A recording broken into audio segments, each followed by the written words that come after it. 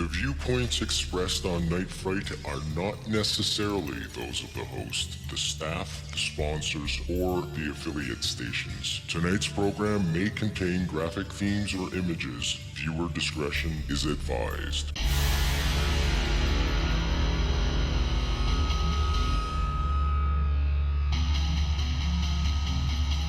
There is a time for question.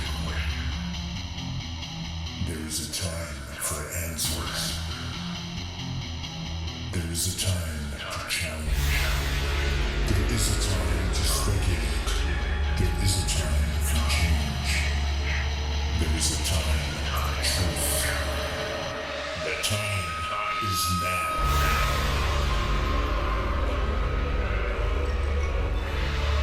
Welcome to Night Fright, your place in the dark for horror and conspiracy.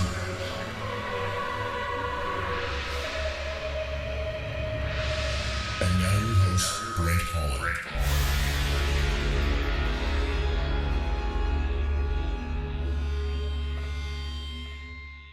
Showtime. Welcome to the show, folks. Welcome to Night Fright. I'm Brent Holland, your host for the evening. Get the coffee going, get the tea going, get a beverage of your choice going. We're in for a great ride tonight, folks. Russ Baker is here, and wait till you hear what we're going to be discussing. Russ Baker is the founder and editor-in-chief of whowhatwhy.org, not .com, .org, O-R-G, the nonpartisan, nonprofit, fiercely independent news site which specializes in exploring deep state topics. He is author of the bestseller Family of Secrets, The Bush Dynasty, America's Invisible Government, and the Hidden History of the Last 50 Years. And that book is praised as a breakthrough work by Gore Vidal. Baker has investigated a broad range of topics from war to secrecy for some of the world's top mainstream and alternative outlets. Now, let's get into it right away. This whole show is going to be about George Bush, the Kennedy assassination, and the machinations that go beyond the norm and that carry on behind the scenes. First question for Russ, let's get it out of the way right away. Was George Herbert Walker Bush in Dealey Plaza, November 22nd, 1963? I cannot say whether he was there. I can tell you that my reporting for Family of Secrets, which was about the Bush family, upon the odd fact that he could not remember, or he stated that he could not remember where he was that day. I, of course, was intrigued by that, already doing a book about that family, and decided to try to find out where he was. What I was able to ascertain was that the night before, that is the night of Thursday, November 21, 1963, he was at a hotel in Dallas. And I know that in the early afternoon of the next day, November 22, shortly after the president was shot, he had traveled by a private plane to a town, Tyler, Texas, that is near Dallas. There's no indication of where he was, although it is reasonable to assume that he went to Tyler ostensibly to give a talk at a Kiwanis gathering. He was a candidate for the United States Senate.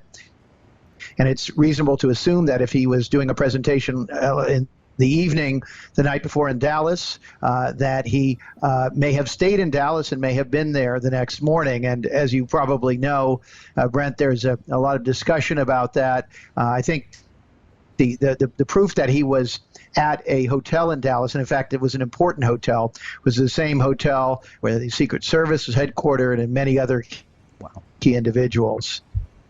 That's serious stuff. So was he in fact an operative for the CIA at the time? Was he just kind of on the peripheral? Was he actually working for them and getting a paycheck from them? Just reporting on stuff that he might come across? Yeah, again, the context for this is that I was trying to understand the rise of the Bush family. I just want to roll back a little bit, if I may. I was trying to understand the rise of the Bush family. I started with George W. Bush, saw that he never could have been elected president or even governor of Texas were it not for his father and his father's own network of power. I began studying the father, trying to understand how he rose in the power structures, and that in turn got me interested in what he was doing over the years. I was intrigued that he had been named CIA director in 1975 with apparently no prior experience or qualifications for the job at a moment when the CIA was under scrutiny as never before. It seemed preposterous that they would bring in somebody who knew nothing about the agency. And so I began looking into that. And what I discovered was that Mr. Bush, the elder Bush, had managed to obscure the fact that through most of his adult life, he was in fact involved operationally for the Central Intelligence Agency. That's decades before he became director as a supposed outside civilian. So as I document in Family of Secrets, he was involved with operations and figures all over the world in the 1970s, 1960s, and even the 1950s. And his father had a very, very close relationship with Allen Dulles, the longtime director of the CIA, who was essentially fired by John F. Kennedy after the Bay of Pigs invasion. So there are many, many different threads that come together at this time on November 22, 1963. Would we be better off backing up and going to Prescott? Well, there's a lot of different ways that you can slice this thing. I like the way that I did it, that I start with George W. Bush, a man whom most people, whether they supported him or not, would agree was an unlikely person to even fill the presidency of the United States. I spend the second half of my book, Family of Secrets, on that. But then, as I backed up, and actually what I saw was that when George W. Bush got in trouble, for example, when he disappeared out of the military during the Vietnam War, it seemed to be his father who was constantly able to intervene and rescue him. And I was struck by the father's ability to do that, the connections that the father seemed to have and seemed only too happy to wield. And so I began looking at the father. And the more I looked at the father, I found him, too, to be an unlikely occupant of the White House. By his own admission, Brent, he did not consider himself to be a man of particular vision. He said he had trouble with that vision thing. You may remember that statement.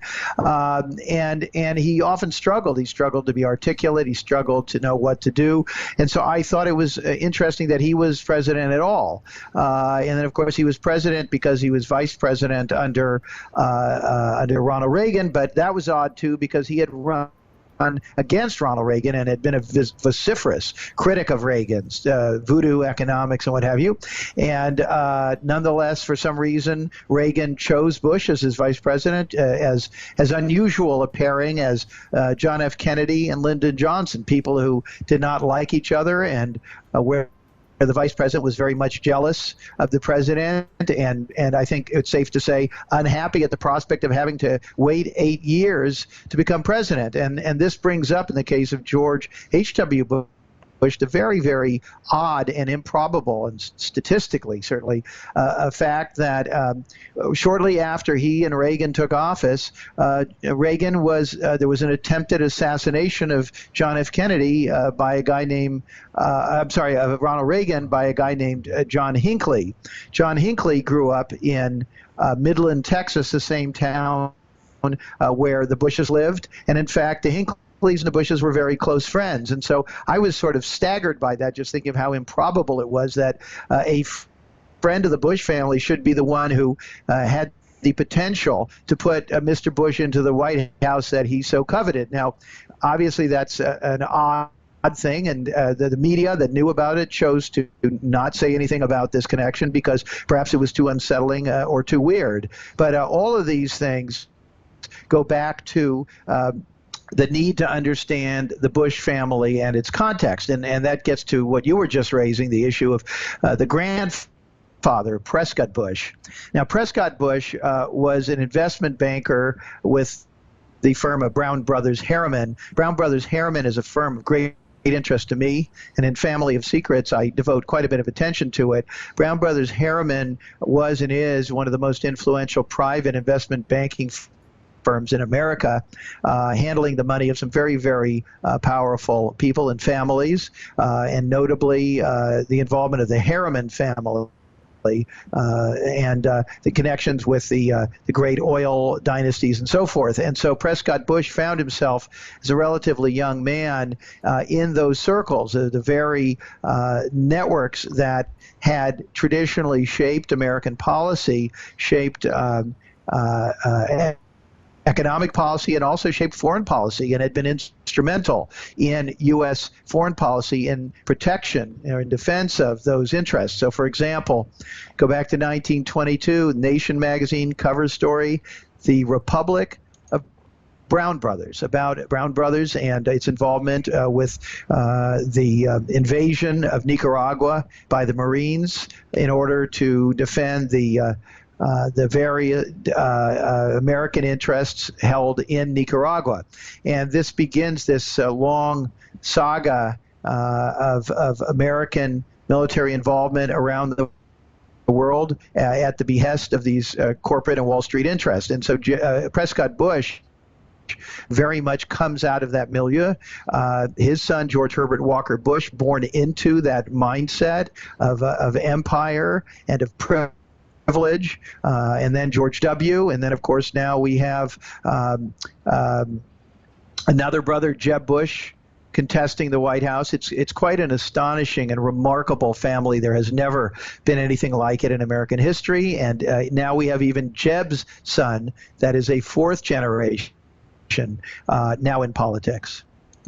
Why is that so terrifying for the American people in general, and also the world in general, to have another Bush at the helm, if you will?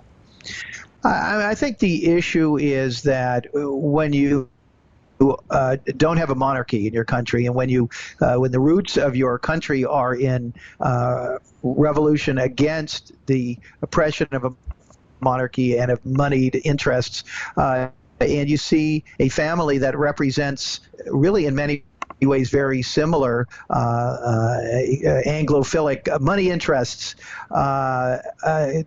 controlling the White House again and again. You have to remember that the Bushes were in the White House for 20 out of a 24-year span, and if Jeb comes in, you're going to end up looking at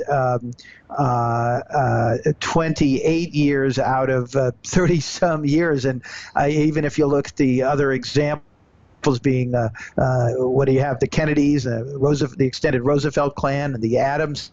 It's nothing by comparison. And at a time when we see a growing wealth gap in this country, in a sense among many of the people that they are powerless and that the political system is entirely corrupt and serves only this very small moneyed elite, this pattern, I think, is alarming to a lot of people. You know, I make mention of this all the time. I live in Canada. I'm a Canadian, and I live in a place called Kingston. Now, we're having a general election, a federal election coming up in October. One of the things that distinguishes our system, besides it being parliamentary as opposed to a Republican in the United States, is the fact that when you're donating to a campaign, you can only donate so much. In other words, there's a ceiling limit for unions, for corporations, and the individuals. And I think that makes a more level playing field, because if you've got somebody investing, let's take Hillary Clinton, for example, a couple of $100 million they throw at her, whether or not it's going to be overt that she's going to feel that she's obligated somehow to return the favor, if you will, it may well turn out to be covert. Do you think this is something that could be and should be implemented in the American system?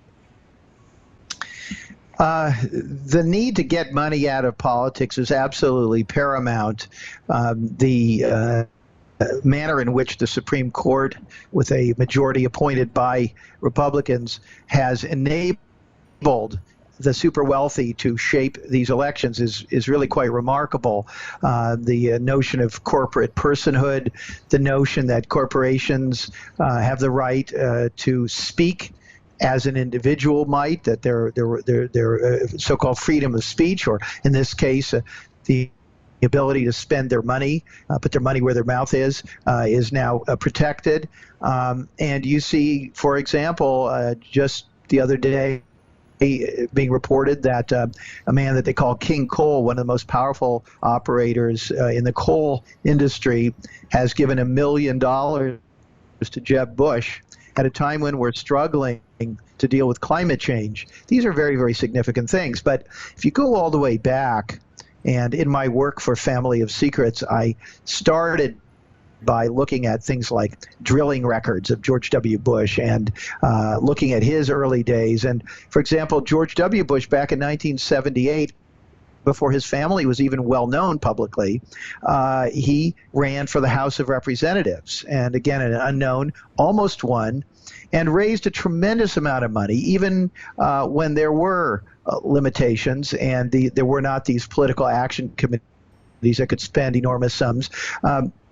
I photocopied these records at the courthouse, which showed thousands of very wealthy people from all over the United States giving the absolute maximum to this young man whom they could have scarcely known. And this indicated that somehow the networks worked, the word had gone out that this fellow and his family could be counted upon to serve the interests of this extended 1%, if you want to call it that. And so the roots of this problem are very, very deep. But I think even back then, when it was so much of a problem, nobody could have imagined that it would get to the point where individuals and industries could literally raise untold amounts, tens or hundreds of millions of dollars. I mean, it really does almost entirely marginalize the average person, and not just the average person, but even a lot of larger sort of activist organizations are basically relatively powerless to influence the outcome of the election.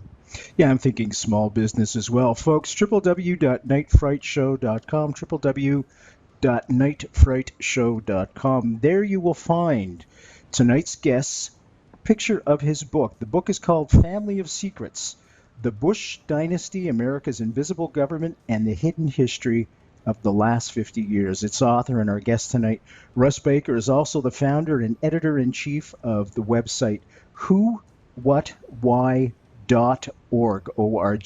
Again, folks, as always with all our guests, all that connection information will be on our website.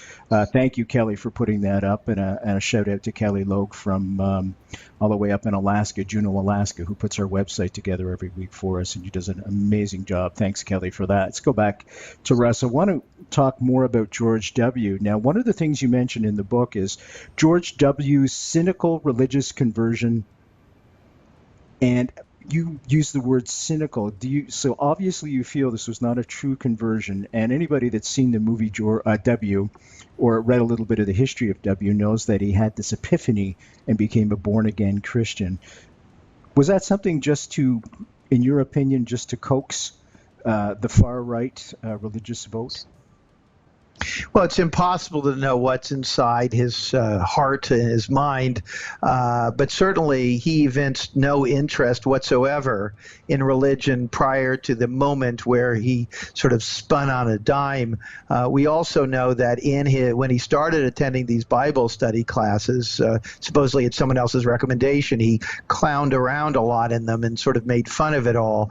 But one of the things that George W. Bush, much more savvy than I think people realize, had grown up in this political apparatus of his father and had gotten to know people like the young Karl Rove, who understood very much that if you had a candidate with limitations, that you had to do two things. You needed to go on the offensive and attack your opponent at his strong points. And we see that in the election against John Kerry, particularly in 2004. We can talk about that over military records, where one had a distinguished military record and became a peacenik, and the other who skipped out on the military and became a hawk.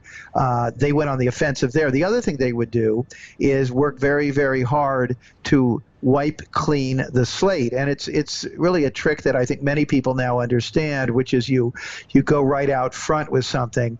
And of course, with George W. Bush, you had a number of problems. Number one, he really had not accomplished very much in his life.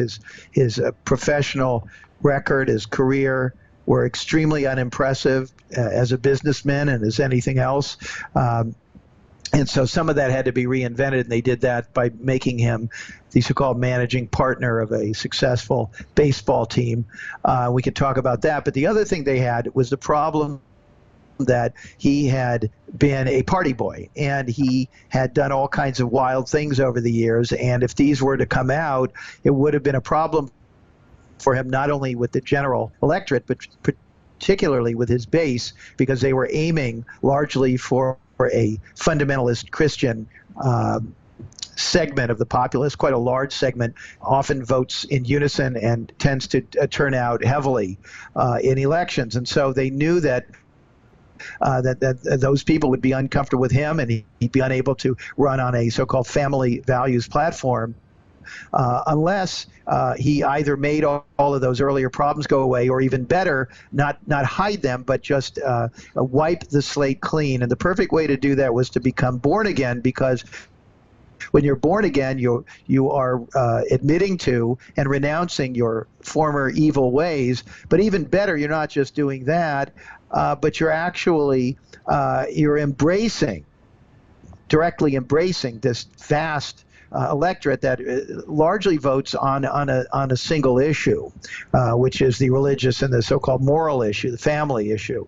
And so it was really a brilliant stroke. I had the opportunity to get to know a close advisor to the Bush family, a man named Doug Weed, and Doug provided me with some of the memos he had written to the Bush family. He began working on the father, George H.W.Bush, indicating to him that he thought that the fact that he was coming from an Episcopal, sort of a elitist kind of waspy East Coast background, even though he'd moved to Texas, that this was going to be a problem with a lot of the voters they were seeking, particularly in the Midwest and the South. And so he urged him to sort of shake up his image, and that's where we got things like his saying that he liked to eat pork rinds and didn't like broccoli, and a lot of this stuff was coached. I mean, may or may not be true, but certainly they understood how to say things that made him, just a regular guy. That was the father.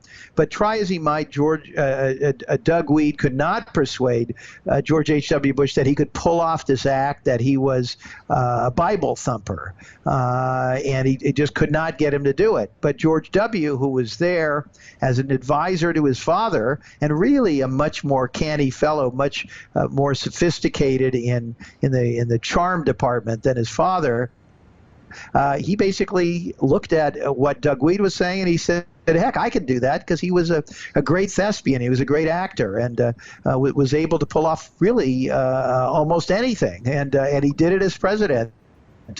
Bouts of amnesia when he and Cheney, were reticent to talk about 9/11 and who did what. I mean, he could get away with this stuff again and again, almost Reagan-esque, you might say.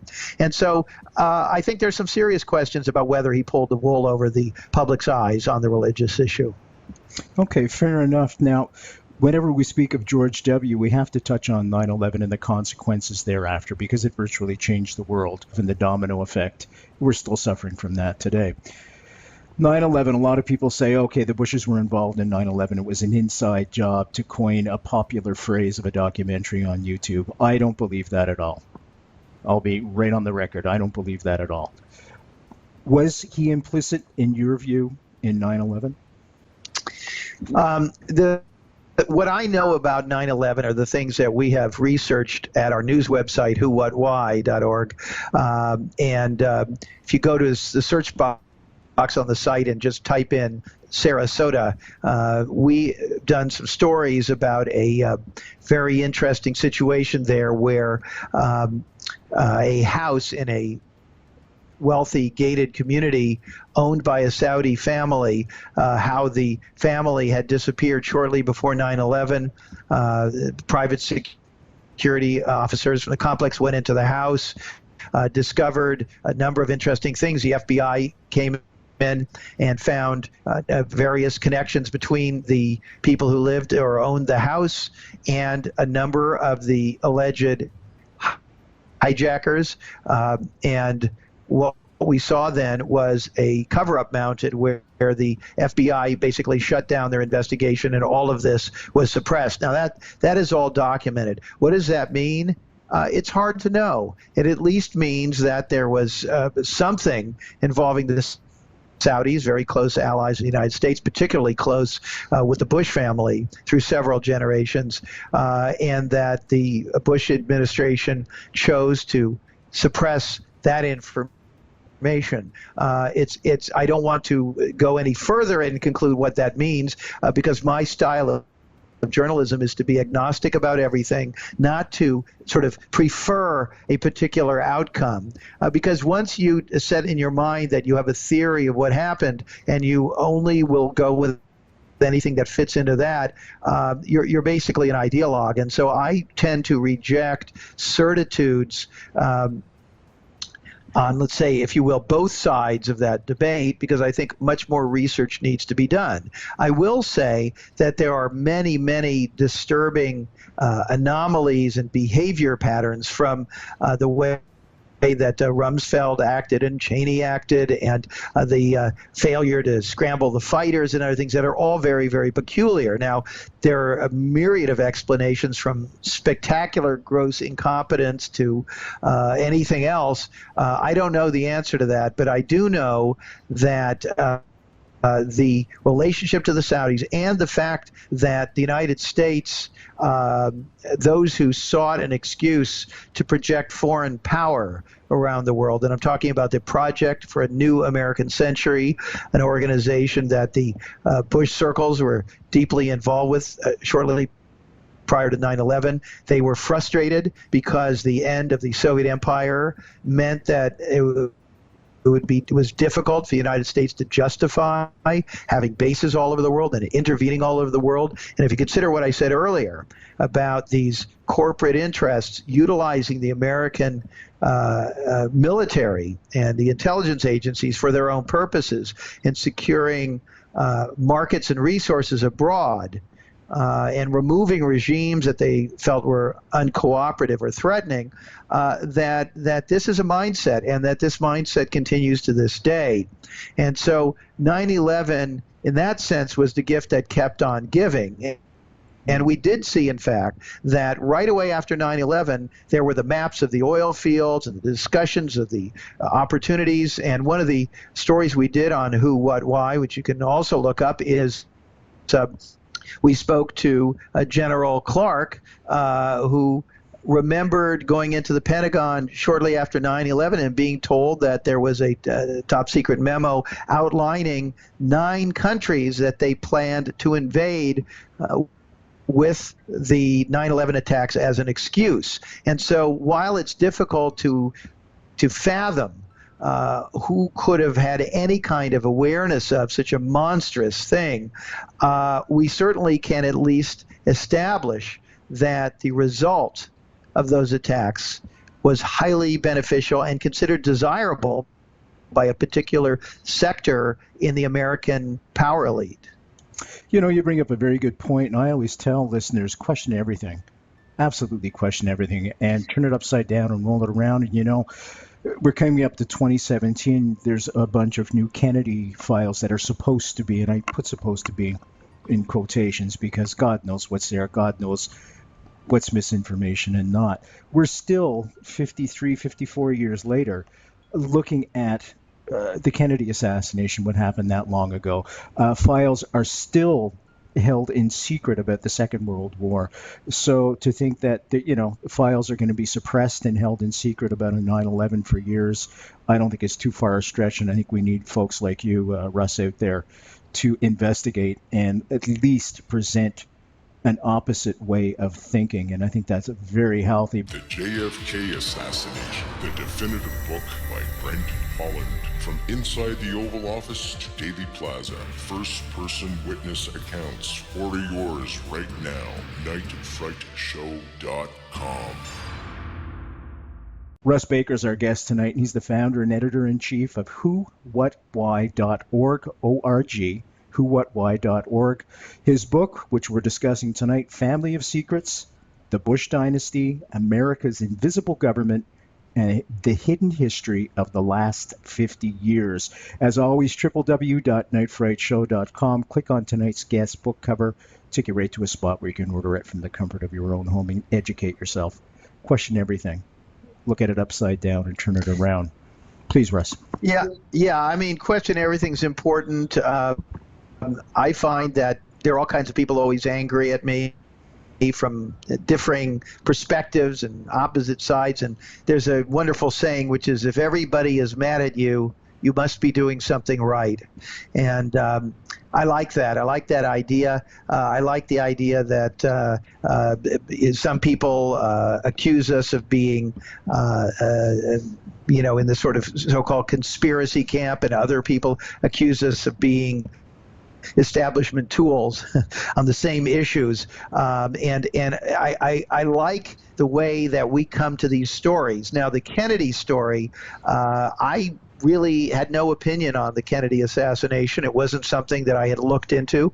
I think, like most journalists, I had stayed away from it, because if you weren't particularly reading on or investigating that, you just sort of heard a lot of noise. There was a lot of static on that, just as there is on 9/11. And I think most people say, oh, you know what, I'm not going into that particular arena, or I was going to say quicksand, quicksand. And so I normally might not have done that, but it was only because I was reporting and trying to understand the Bush clan that I became interested in the elder Bush's inability to say where he was on November 22, 1963, that I came upon his clear prior work with the CIA for decades, undercover as an oil man, as a congressman, as a diplomat, all of which I document, I think, quite heavily in Family of Secrets, with about 1,200 footnotes and what have you. So I got more and more interested, and I thought, well, I ought to figure out where he was and why he wouldn't say where he was, or he claimed not to remember where he was that day. And the more I looked into that, the more I thought, I've got to look at the Kennedy assassination. Now, when you're trying to write a book on the Bush family and you suddenly decide you have to get up to speed on the Kennedy assassination in a serious way, that's quite an undertaking. And so I ended up simultaneously, while researching the Bush family, spending years reading up on the Kennedy assassination and trying to ascertain what I could in my typically agnostic way. And I don't claim to be as knowledgeable on the Kennedy assassination as probably many people have spent their lives on it, but I do know quite a bit now.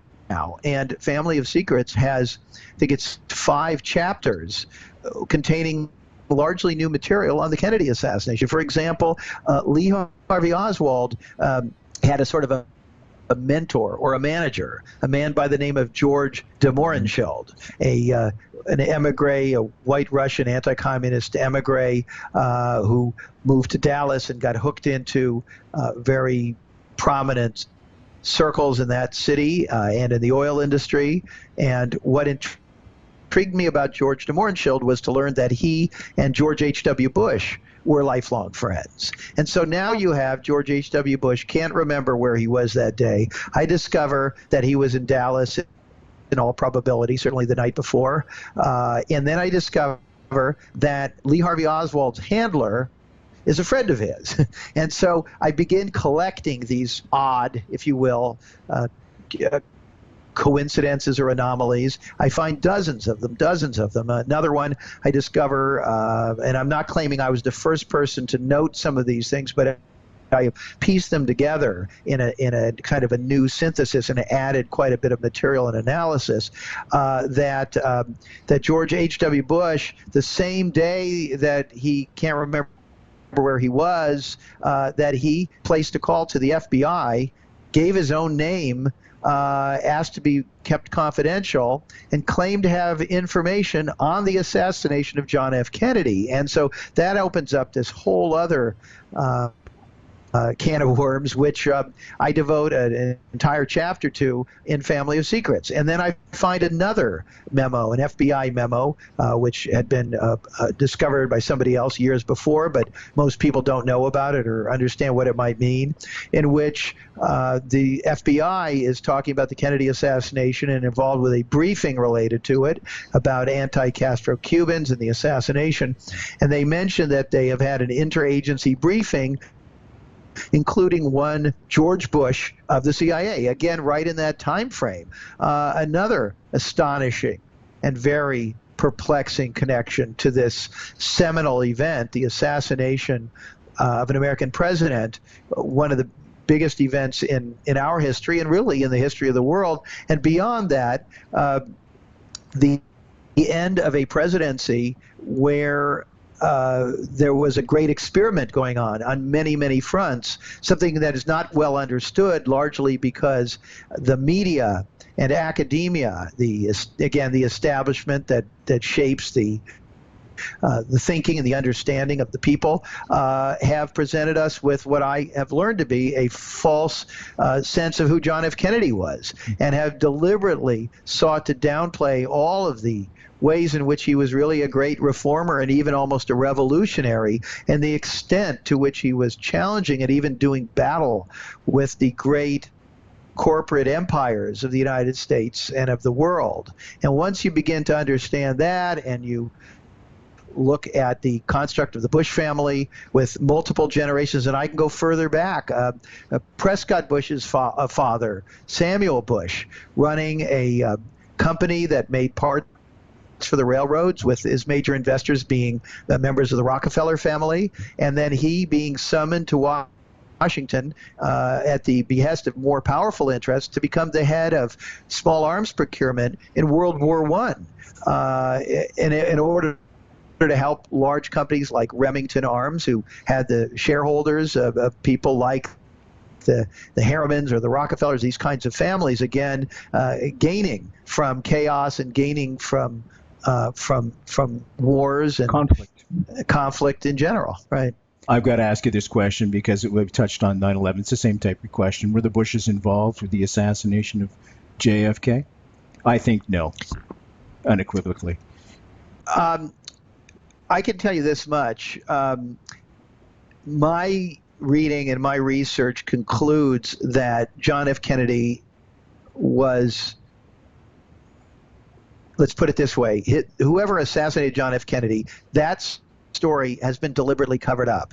And it's been covered up by the entire establishment, by the Warren Commission, to another extent by the House Select Committee on Assassinations, by the Assassination Records Review Board, by Congress, by special committees, and by the Secret Service and the FBI and the CIA. There is massive, massive documentation of a cover-up, and that raises the question, if you've got a cover-up, why are they covering this up? Now, usually, if you're covering something up, you have something to hide. And so I think what you're looking at is the reality that John F. Kennedy was opposed by the very same interests who were perfectly happy to support the removal of other elected leaders throughout the world and throughout history. And I think the critical thing here is that we have a kind of a blockage, Brent, if you will, where we accept the revelations that the CIA and major corporate interests in the United States supported the removal, sometimes violent removal, of elected leaders in a whole bunch of different countries who had antagonized them. Guatemala, Brazil. I mean, they were doing this everywhere. Chile, and so Castro. There's a pattern. Castro. There's a pattern, and there's a behavior, and there's a willingness. And so when people say it could not possibly have been that Americans wished to remove an elected leader violently, my question would be, on what basis do you say that?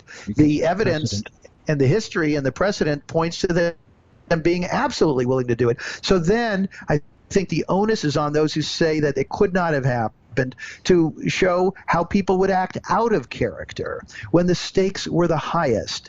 And there are many wonderful books. One that I particularly like by a professor by the name of Gibson. It's a JFK or Kennedy and Wall Street, and there were a couple of others he did. You can read about how Kennedy. Can I just interrupt you? Was really.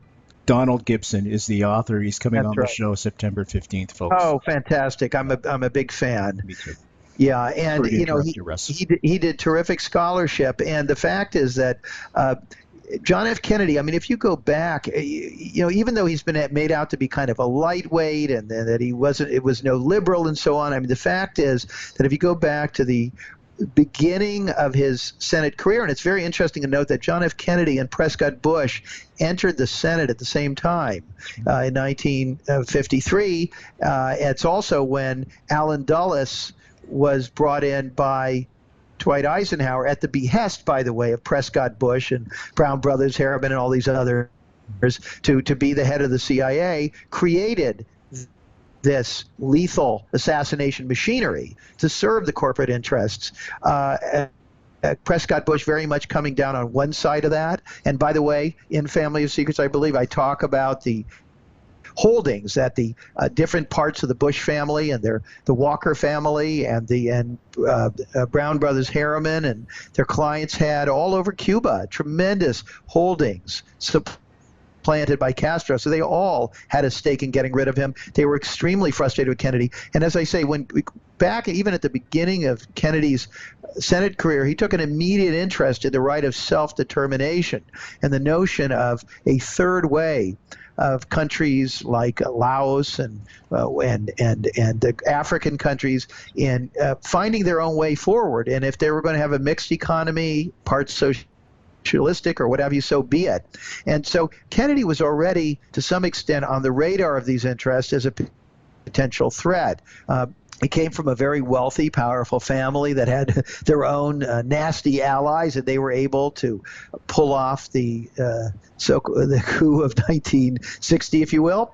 And he became president, and then he brought in all of a lot of these old boys, people from the East Coast patrician establishment. And I think for a while the powers that be were mollified and were convinced that he was going to be careful and not do anything that might antagonize them. But he, and then even more so his headstrong younger brother Robert, as Attorney General, began going after anything and everything. And the truth is that it is the most staggering array of aggressive initiatives against wrongdoing and corruption that we may ever have seen in any White House. And I am currently working on a book relating to the Kennedy assassination, and I'm having a great time learning much more about this and learning and obtaining not well-known documents and memos in which we see the allies of the establishment in the State Department and in the Defense Department and in all of these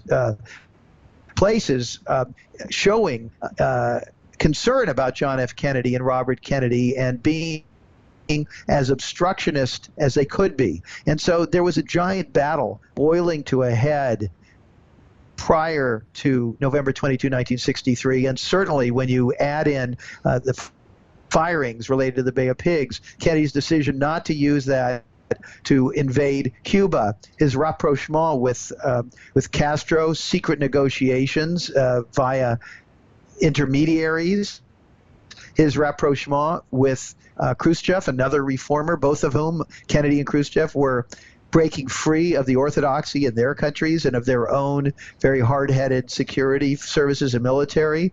It was an amazing time in history, really.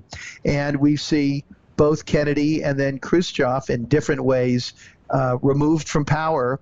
And the Cold War and its tremendously lucrative promise and its promise for political control of these same interests continuing on for decades when that may never have been necessary at all.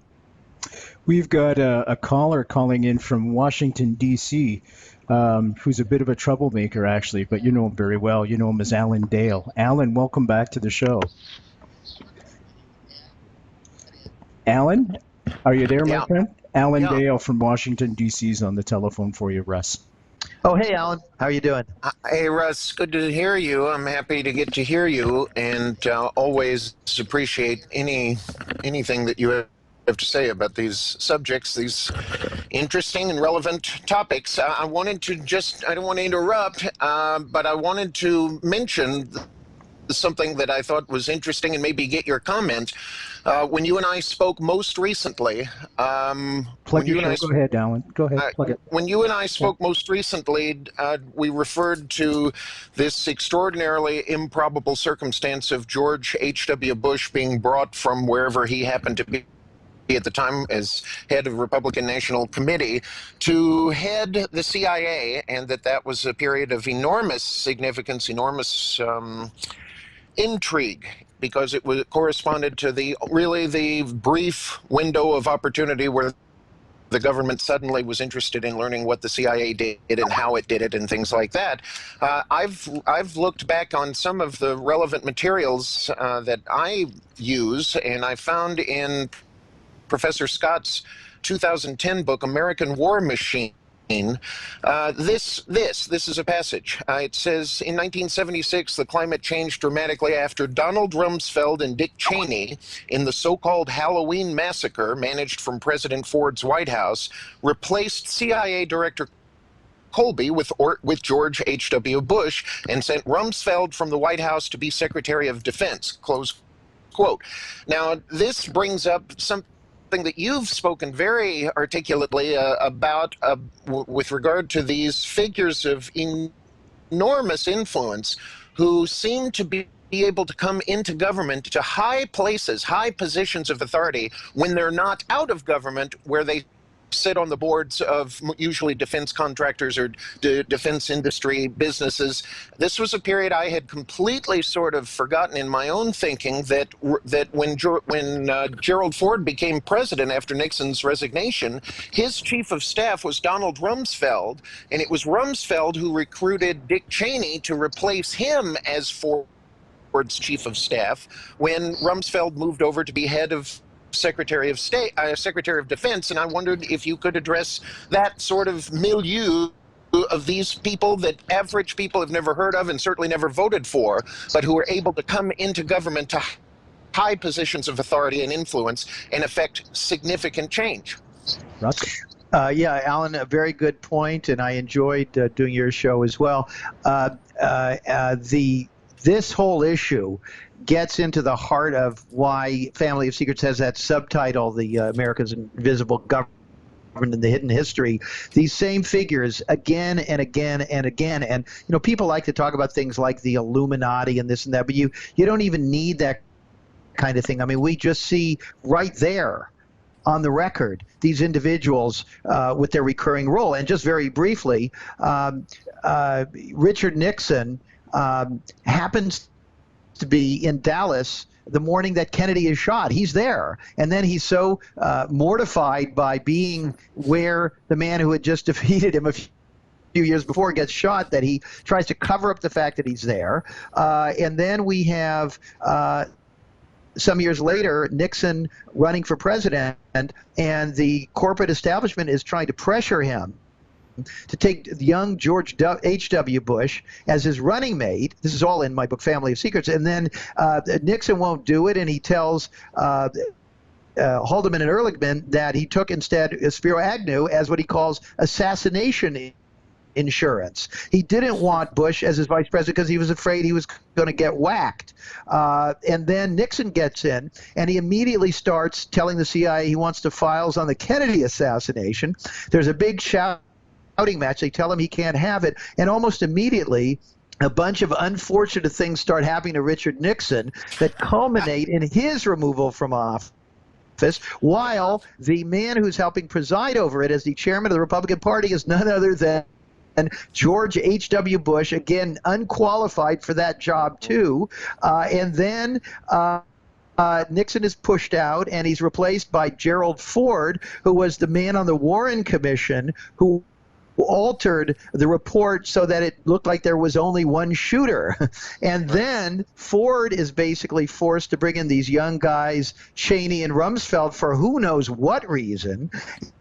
And then, as you point out, Alan, they come in and they orchestrate this coup right when Frank Church is interviewing, is doing an investigation of the CIA and its wrongdoing like never before. The agency and the corporations behind it are terrified that the whole apple cart will be turned over, and they bring in from his post, that he was also unqualified for, as envoy to China, George H.W. Bush, and they tell him, okay, you're in charge. And so what you're really looking at is George H.W. Bush not qualified, Dick Cheney not qualified, Don Rumsfeld not qualified, all young and green, and being brought in by other people, more powerful people who do not seek public office, and essentially told what to do. That is the real history of our country. Let me ask you, hang on a second now. Russ, let me ask you this right away then. Do you think George H. Bush had far more influence on George W. Bush's presidency than we're led to believe? Perhaps he was pulling strings in the background? You know, it's very hard to sort of suss out the exact nature of that family dynamic, because the Bush family is so masterful at leaks. And in my book, Family of Secrets, I actually have a section on them talking privately about how you manipulate the media by selectively leaking what appears to be juicy stuff that actually isn't juicy. And what I'm talking about is what we hear all the time is how George W. Bush had a problem with his father, that he wanted to assert his independence, that he was going to show his father how you do it, with Iraq and everything else. And so that is really kind of the conventional wisdom. I think that the relationship was much, much closer. I'm not saying that the father would have invaded Iraq at that point. I don't think he was against it from a standpoint of who benefited. I don't think he had the nerve to do that, and I think he probably thought it was a risky move by the son. But again, what I want to emphasize is I don't think that the Bush family runs the country or runs the world. The Bush family are really fairly mediocre people who have done very, very well by agreeing continuously to serve the interests of more powerful and smarter people than they. Yeah, I agree. And we're speaking with Alan Dale, who's on the phone from D.C. Alan's got a great show, folks. You're going to love it. He has a blog, jfkessentials.com. He also interviews folks like I do, specifically on the Kennedy assassination heavy hitters, as he calls them, the deep end of the pool. And that you can find at jfklancer.com. It's called JFK Conversations. So just Google Alan Dale, JFK Conversations. Russ Baker is our guest tonight. He's the founder and editor-in-chief of whowhatwhy.org. The book we've been talking about is Family of Secrets, The Bush Dynasty, America's Invisible Government, and the Hidden History of the Last 50 Years. I want to touch on post 9/11. We've only got 6 minutes left. Were they justified in going into Iraq? Because I'll tell you why. I had been reading several things, and one of the things I was reading was a Mossad report that said that Saddam Hussein was getting his weapons of mass destruction, just little test tubes of chemical weapons and bioweapons, out to Syria. And then all of a sudden we fast forward, I don't know, was it 12 years? It was 2013 or 2014 when we heard about the gas attacks in Syria. Do you think there could be a correlation there, or do you think this was all fabricated just to invade Iraq and change the dynamic over there? Well, we're seeing patterns at our website, whowhatwhy.org. We have done quite a bit of research on the U.S. Invasion of Libya and the would-be U.S. invasion of Syria, and we find again and again disinformation and attempts to tar these same people who the U.S. really had, at some point, it had surprisingly good relationship with Gaddafi for a number of years, instigated largely by George Bush because of the oil and other strategic considerations, a kind of a arm's length relationship with Assad for many years. Same thing, obviously, with Saddam Hussein, where they were great friends, and we've all seen those pictures of people like Rumsfeld very happily shaking hands with Saddam Hussein, backing him against Iran and so forth. And so there's no consistency on any of those things. And even the poison gas stuff, the allegations of mass rape that were put out against Gaddafi, and then they tried it again against Assad, but it didn't work. A lot of this stuff is classic kind of military psyops. I am not defending any of those people. They're all tyrants, but the objective standpoint is to see that tyrants are considered to be our tyrants or their tyrants. You know, you're scaring the hell out of me, Russ, because That's well said. as a Canadian, we supply the most oil to the States. So if Jeb Bush gets in, Anyways, that's just a bit of a joke, folks. I don't think, honestly, I Brent, don't think Canada has anything to worry about. Yes, Alan? Brent, may I just for a moment? I really felt like we left one leg out of that very adroit and 2 minutes. compelling Sure, synopsis. but we only have 2 minutes. I got you.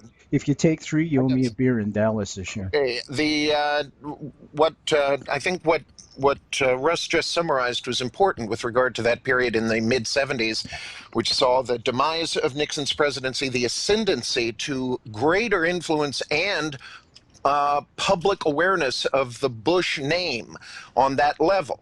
But one thing we left out is the curiosity of the logistics of on the chessboard of how it is that the actual original vice president, who was elected with Nixon in 1972, was already out of the picture by the time Nixon resigns in August of 74, and he has a new vice president who happens to be former Warren Commission guy, Gerald Ford. The whole thing about the separate action which resulted in the demise of Spiro Agnew is awfully peculiar, from, I think. Yeah, my analysis of that is that was all a very carefully calculated thing, that they knew that Agnew was in there as sort of insurance, that Nixon felt he could not be removed because of Agnew, and so they very clearly decided to remove Agnew first.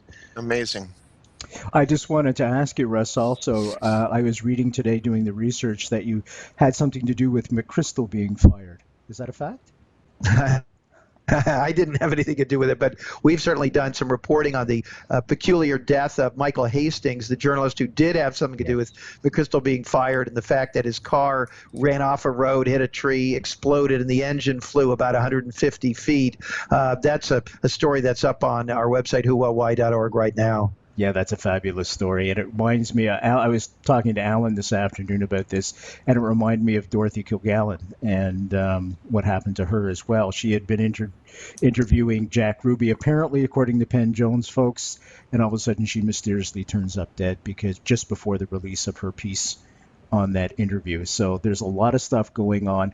We're going to have to start to wrap up. Russ, thanks for coming on the show. You got to come back because we just ran out of time, and I've got a list of questions a zillion miles long. Just to let you know, I had spoken with Ted Sorensen, and he equated McChrystal, this is why I brought him up, with Curtis LeMay. So he felt he was the same type of guy. History, it certainly does repeat itself, and we've got to study the long haul to understand what's happening right now and what's going to happen next. Right on. Thank you, Russ. Thank you, Alan, as always, for your great input. Much appreciated. And Russ Baker is the founder and editor-in-chief of whowhatwhy.org, www.nightfrightshow. All the links, the book cover, everything is there for you, folks. The book is called Family of Secrets, The Bush Dynasty, America's Invisible Government, and the Hidden History of the Last 50 Years. I'm Brent Holland from Night Fright. See you next time.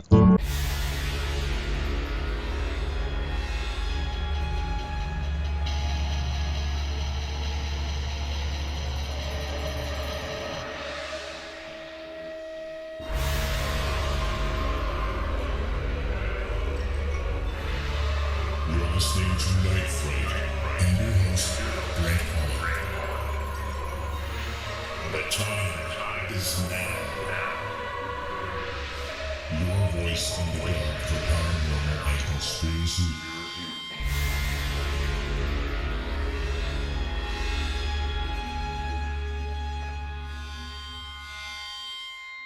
The JFK Assassination, the definitive book by Brent Holland.